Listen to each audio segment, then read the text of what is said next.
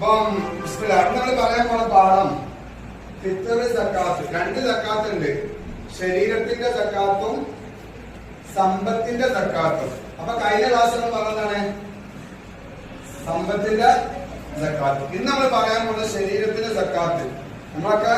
നമ്മൾ ഓരോരുത്തർക്കും എന്താക്കണം? സക്കാത്ത് കൊടുക്കണം. ആ സക്കാത്തിന്റെ പേരാണ് ഫിത്ർ സക്കാത്ത്. എന്നാ കൊടുക്കേണ്ടത്?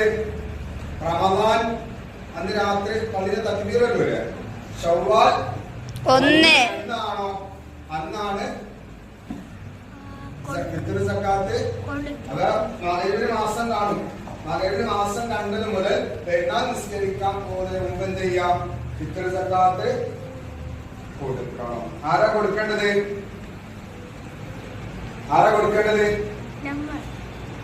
താൻ ചെലവ് കൊടുക്കാൻ നിർബന്ധമായ ആരെല്ലാം ഉണ്ടോ അവർക്കൊക്കെ വേണ്ടി നമ്മളെ വീട്ടിലൊക്കെ ഉദാഹരണം പറഞ്ഞാൽ ഉപ്പ കൊടുക്കാം. ഉപ്പ ആർക്കൊക്കെ കൊടുക്കണം? ഉമ്മാന്റെ ഫിത്ർ സക്കാത്ത് കൊടുക്കണം. മക്കള്, ഇനി ആ ഉമ്മാന്റെ ഉപ്പയും ഉമ്മയുണ്ട്, വല്യമ്മയും. അപ്പൊ അവരൊക്കെ സക്കാത്ത് കൊടുക്കേണ്ടത് ആ വീട്ടിൽ ചെലവ് ആരാണോ കൊടുക്കുന്നത് അവരാണ് ഫിത്ർ സക്കാത്ത് എന്നാന്നും പറഞ്ഞു. ആരാ കൊടുക്കേണ്ടത് പറഞ്ഞു. ഇനി എന്താ കൊടുക്കേണ്ടത്? നമ്മുടെ നാട്ടിലെ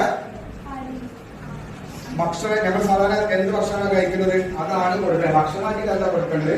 ഭക്ഷണം ഉണ്ടാക്കാൻ ഉപയോഗിക്കുന്ന സാധനം എന്താണോ അതാണ് കൊടുക്കേണ്ടത്. കൊടുക്കുമ്പോ എന്ത് ചെയ്യണം?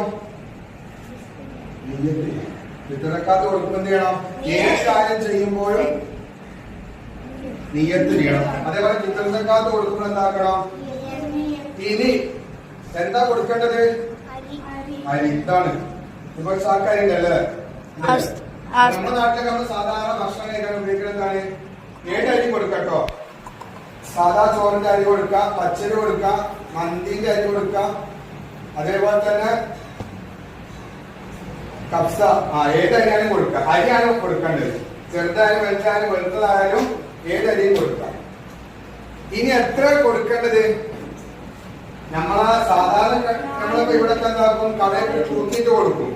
അത് തൂക്കം എന്നത് ഇസ്ലാമിലില്ല. ഇസ്ലാമിലെ കണക്ക് എന്താണ്? അളവ്. ഒരു സ്വാഹാണ് ഒരാൾക്ക് കൊടുക്കേണ്ടത്. ഒരു സ്വാഹെന്ന് പറഞ്ഞാൽ 4 മുദ്ദ്. അപ്പൊ നമ്മള് ഇവിടെ അളന്ന് കൊടുക്കാണ്. ഇതാണ് മുദ്ദിന്റെ പാത്രം. എന്നാൽ പണ്ടുണ്ടായ മുദ്ദില്ലേ അതിന്റെ അളവ് ഏകദേശം ഈ അളവാണ്. അപ്പൊ ഈ പാത്രത്തിന് എത്ര കൊടുക്കണം? 4 എണ്ണം.